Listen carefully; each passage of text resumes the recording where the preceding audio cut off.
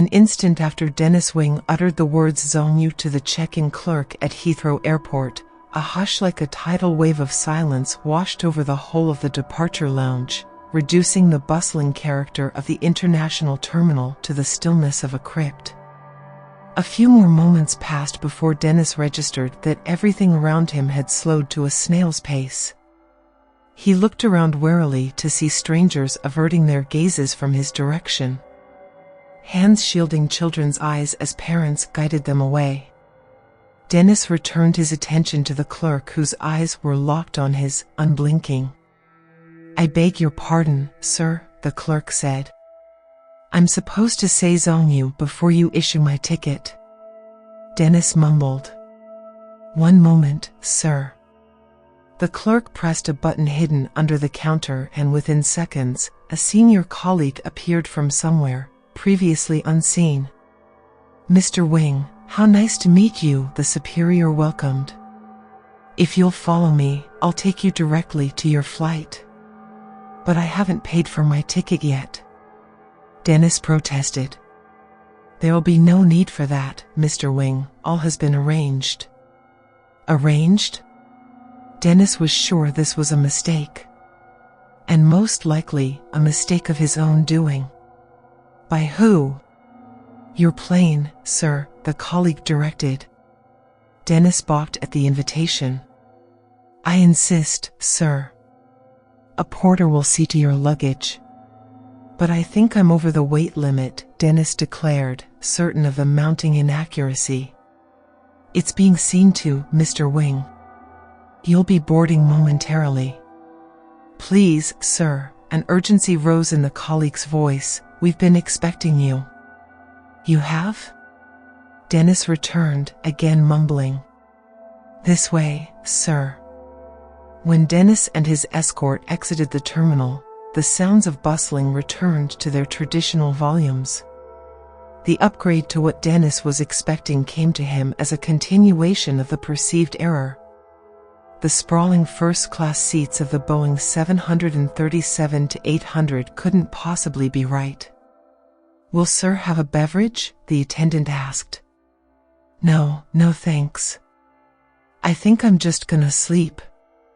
It's been a bastard of a day, and these seats look dead comfy.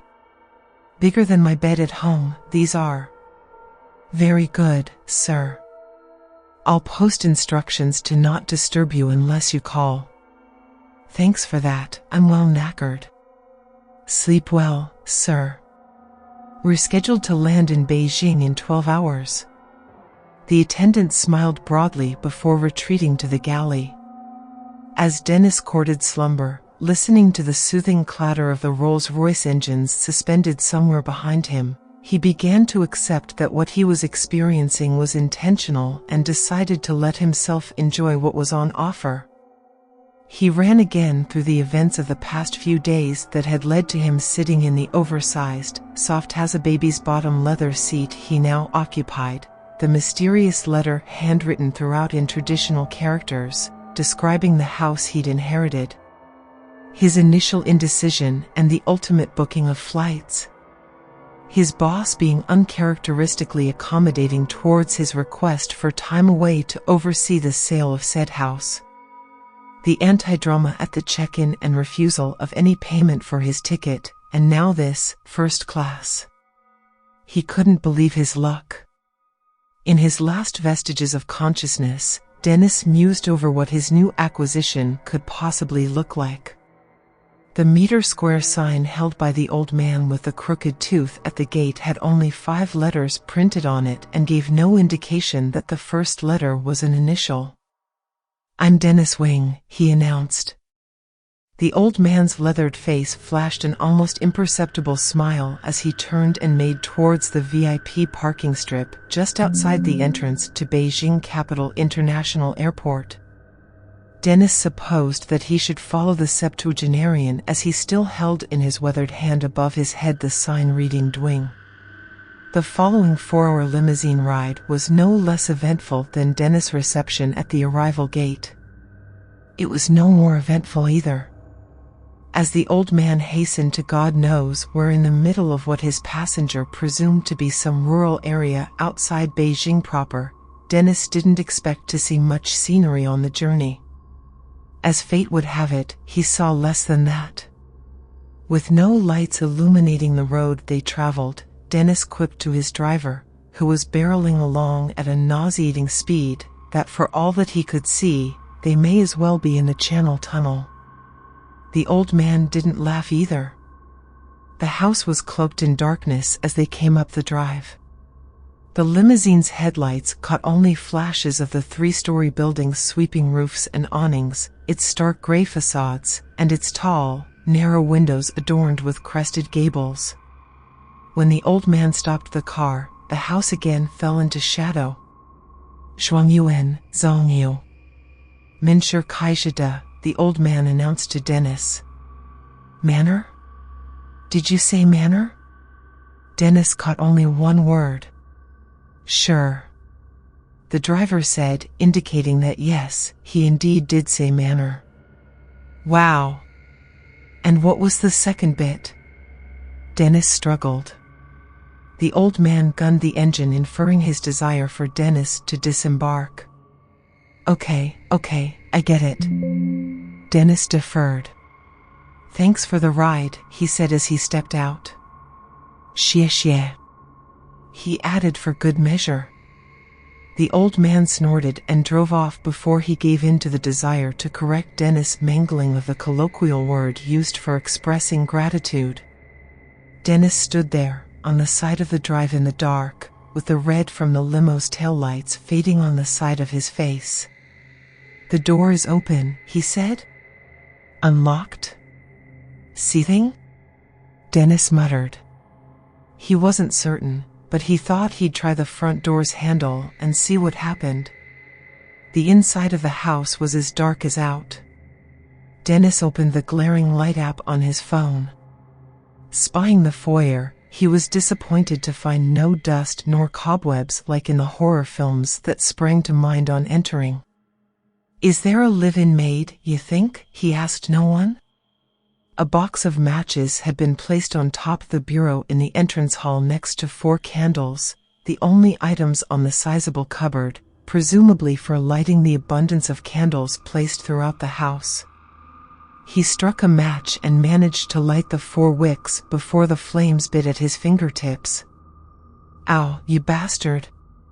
He discarded the spent match onto the floor. He went through 2 more matches like this before he realized that it was probably better to use one of the candles to light the others. More efficient. There seemed to be only candles rather than lamps. Brilliant. He said, the Dark Ages. Dennis decided to only light the candles in one of the rooms on the ground floor and save the rest of the house to view in tomorrow's sunlight. He planned to camp in this room till daybreak. 2.37, he read from his phone. 2.37, and I feel like I haven't slept in days. Dennis listened to the silence of the house. The outside world was beyond notice. He could hear nothing from without and felt pleasantly cut off from it all. No drafts either. Unexpected for a house as old as this one was purported to be. Each of the flames on the candles about him was motionless except for a gentle sway that moved ever so slightly with the air pressure in the room as Dennis roamed about. He inspected a few portraits on the walls, books on shelves, and a record player that must have been at least 100 years old. A strange lack of mirrors, Dennis thought. He began to inspect the coving and the architrave in what was quickly becoming his favorite room of the house. In what he first thought to be geometrical patterns and shapes carved into the woodwork, he began to pick out figures of animals and people, trees and vehicles. What a random thing, he evaluated. Even in the handcrafted frames of the furniture he could see horses and dogs, men and women, soldiers and civilians, the living and the... Is someone there? Dennis called out to no response. He stood from scrutinizing the armrest of the large sofa. Hello? Still nothing in return. He tilted his head, raising his good ear to the ceiling. He was certain he could hear the soft padding of small, slow-moving feet on carpet coming from the floor above him. The padding seemed to be drifting towards the stairs on the upper level. Through the open door to the entrance hall, Dennis eased out and peered towards the sounds. The 4 candles by the front door lit only the side of the hall opposite the bottom of the staircase. Dennis strained to see into the darkness at the top of the stairs, but his vision just wouldn't penetrate into the gloom. The thumping started without warning and descended faster and faster towards Dennis as it came down the stairs. He dashed back into what had recently become his favorite room and slammed the door shut between him and whatever was approaching. A final, fleshy crash at the foot of the stairs, and all was quiet except for a faint, almost inaudible whimpering that succeeded the thumps. All seemed still the other side of the door. Only the whimper continued and didn't alter. Dennis was tempted, but he daren't do it. He daren't even think of looking out again. He'd left his bag in the corridor, so there was no chance of retrieving anything from it that he could use for a weapon. Not that he had anything like a weapon in his bag anyway. He glanced around the room and found that unless he began smashing up the furniture in order to fashion spikes, he had nothing at his disposal to craft any sort of armament. Dennis stared at the closed door for what felt like 1,000 years. He felt the temptation to call out as he did before, but greater was his reluctance to not do so. The whimpering eventually stopped. It faded away into the darkness that danced towards the top of the stairs. He could hear the footfalls again. The soft padding of timid steps. Nearing the stairs as before. Dennis couldn't feel himself breathing. He listened to the pat-thump-whimper cycle another 3 times before he decided to make a break for the front door. When he heard the padding start a 5th time on the floor above, he vaulted from the side room and froze when he saw the woman on the floor in front of him. A young woman. In the throes of childbirth. Her screams of pain pierced his senses as the thumping on the stairs crescendoed behind him. The pregnant woman reached out to Dennis as her pain stretched to agony. A pool of blood spread on the floor beneath her.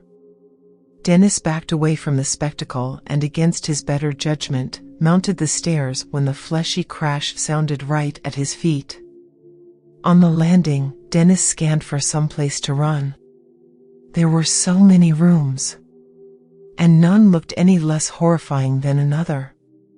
In the silences between the screams, he could hear the pat-pat-pat approaching.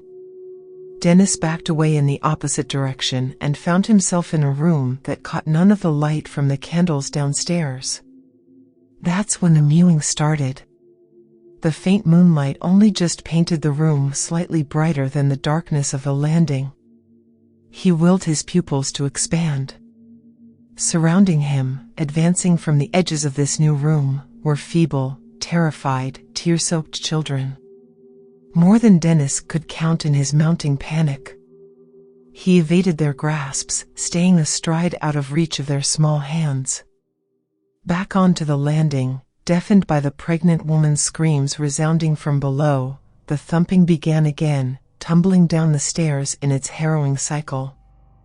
And the cries, pitiful cries following him as he fled. He heard the fleshy crash and ran randomly through one of the other open doors away from the multitude of miscreants. Once he'd passed the threshold to what seemed to be a master bedchamber, all sounds ceased. No screaming. No cries. And no thumps. Dennis could only hear the sound of his own hot blood rushing through his ears. And the smacking sounds of his own tearing eyes blinking. Slowly, he felt himself breathe again. A quiet muttering rose from a corner of the darkened room. Words Dennis could not decipher. Bare feet shuffled towards him. The man from the darkness, clad in black, cupped his lacerated hands to Dennis as he neared, speaking in a long-forgotten dialect. The man's face was horribly shredded, pieces of flesh missing and spilling blood onto his black attire. "Sorry," Dennis said instinctively as he retreated. "Sorry, I can't." His rearward gait was stopped short by what felt like a body. The body of a person stood at the door behind him, barring his egress. He felt a hand on his shoulder, and all of his wits scattered in a heartbeat. Dennis never knew who or what had gripped his shoulder, as he was unconscious before his knees buckled. Sunlight bounced everywhere when Dennis awoke. He laid motionless, listening intently, before attempting to stand.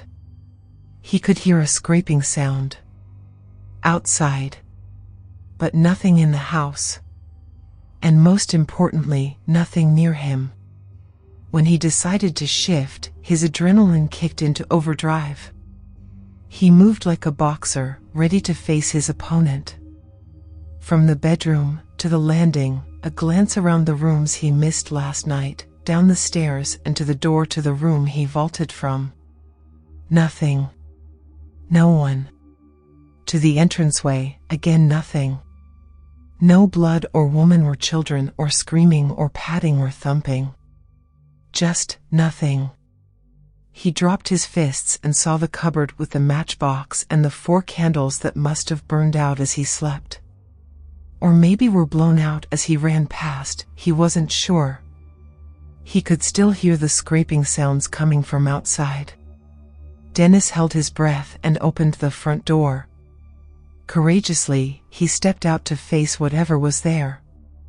The old man with the crooked tooth stopped what he was doing, distracted, set down his tools and calmly observed Dennis.